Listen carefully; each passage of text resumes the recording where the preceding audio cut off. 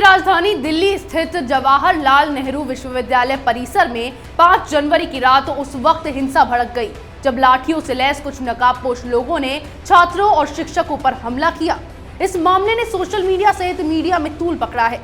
ऐसे में social media में हमलावरों के बारे में कई गलत अफवाहें उड़ाई जा रही हैं।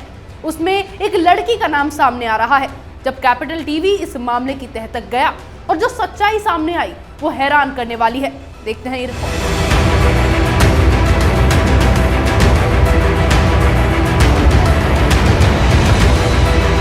जेएनयू के छात्रों पर हमला करने वाले नकाबपोश गुंडे कौन है? जब इस हमले के वीडियो सामने आए तो वामपंथियों ने प्रोपेगेंडा फैलाना शुरू किया और जब वामपंथियों के प्रोपेगेंडा ने रफ्तार पकड़ ली तो एक ट्विटर यूजर ने आरोप लगाया कि वीडियो में नकाबपोश गुंडों में से एक लड़की एबीवीपी की कार्यकर्ता थी। ऐसे में ये पूरी कहानी ही पलट गई। जवाहरलाल नेहरू यूनिवर्सिटी में लाठी डंडों से लैस वामपंथियों ने जमकर उत्पात मचाया है। जेएनयू कैंपस के अंदर हुई इस हिंसा को लेकर कई सारी भ्रम पैदा करने वाली सूचनाएं फैलाई गई। हालांकि जल्द ही इसके झूठ का पर्दाफाश हुआ और कैंपस के अंदर हुई हिंसा में कांग्रेस की कड़ी उभर कर सामने आई। साथ ही हिंसा के पीछे वामपंथियों की भूमिका निभाए जाने का भी खुलासा हुआ है। हिंदुत्व की राजनीति से लेकर प्रधानमंत्री और गृह मंत्री तक सब पर आरोप लगाने वाले नैरेटिव को खूब फैलाया गया। हमले के बाद कई वीडियो सामने आए जिसमें खतरनाक रूप से एक के बाद एक गढ़े गए प्रोपेगेंडा को देखा जा सकता है। कैंपस में हिंसा का एक वीडियो तो ऐसा सामने आया जिसमें नकाबपोश लोग डंडे और लोहे की रॉड लेकर मारपीट करते नजर आ रहे हैं। इसी दौरान प्रदर्शनकारी ये कहते सुने जा सकते हैं, कौन हो तुम लोग, किसे डराना चाह रहे हो, एबीवीपी वापस जाओ।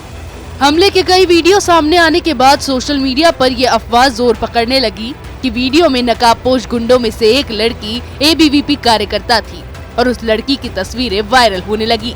लेकिन जब कैपिटल टीवी ने इस मामले की तहकीकात की तो इस मामले में क्या सामने आया, आइए उस पर नजर डालते हैं।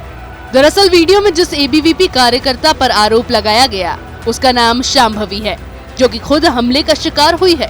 उन्हें काफी चोटें आई हैं और वो हमले के दिन एम्स ट्रॉमा सेंटर में भर्ती थी।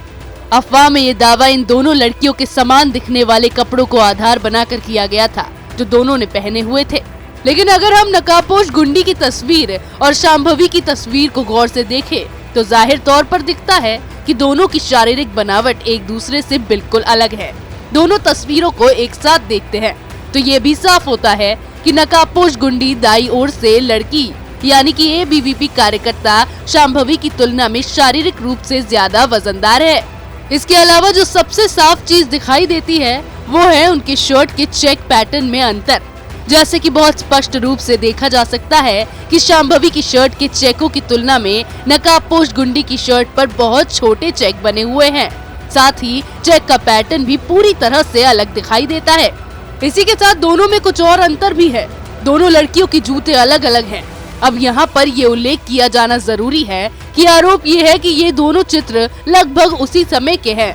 यदि इन आरोपों को सच माना जाता है तो इसका मतलब है कि शांभवी ने पहले अपने चेहरे को ढककर हमला किया और फिर अस्पताल गई। अगर ऐसा है तो इन तस्वीरों से ये बात सामने आती है कि शांभवी ने इस खौफनाक घटना को अंजाम दिया।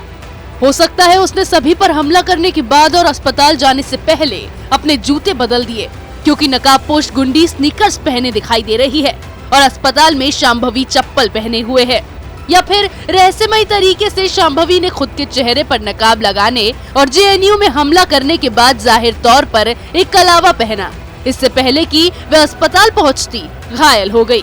हालांकि इन दोनों संभावनाओं का कोई मतलब नहीं बनता है। निश्चित तौर पर इन तस्वीरों में दो लड़कियों का एक ही होना असंभव है। इसीलिए ये आरोप कि नकाबपोश गुंडी एबीवीपी कार्यकर्ता शांभवी है, ये एक प्रोपेगेंडा था जो किसी के द्वारा प्रेरित था। ऐसा कौन करता है कि पहले नकाब डालकर हमला करो, फिर अपने जूते खोलकर चप्पल पहनो, उसके बाद कलावा भी बांधो। लेकिन वामपंथियों ने अपने नैरेटिव को सेट करने के लिए शांभवी को निशाना बनाया और सोशल मीडिया पर गलत अफवाह फैलाकर लोगों को गुमराह करने की कोशिश की। लेकिन ये वामपंथी अपने मंसूबों में कामयाब नहीं हो पाए और कैपिटल टीवी यानी कि हमारी तहकीकात में ये साफ हो गया कि ये दोनों ही लड़कियां अलग हैं। वामपंथियों का झूठ पकड़ा गया। इसी तरह की खबरें मैं आपके लिए लाती रहूंगी। तब तक के लिए बने रहिए हमारे साथ। अगर आपको हमारा वीडियो पसंद आया हो तो इसे लाइक करें, हमारे चैनल को सब्सक्राइब करें और हाँ, बेल आइकन दबाना ना भूलें ताकि आप तक हमारे वीडियो की नोटिफिकेशन पहुंचती रहे। आप अपना सुझाव हमें कमेंट बॉक्स में दे सकते हैं। हमारे साथ जुड़ने के लिए शुक्रिया।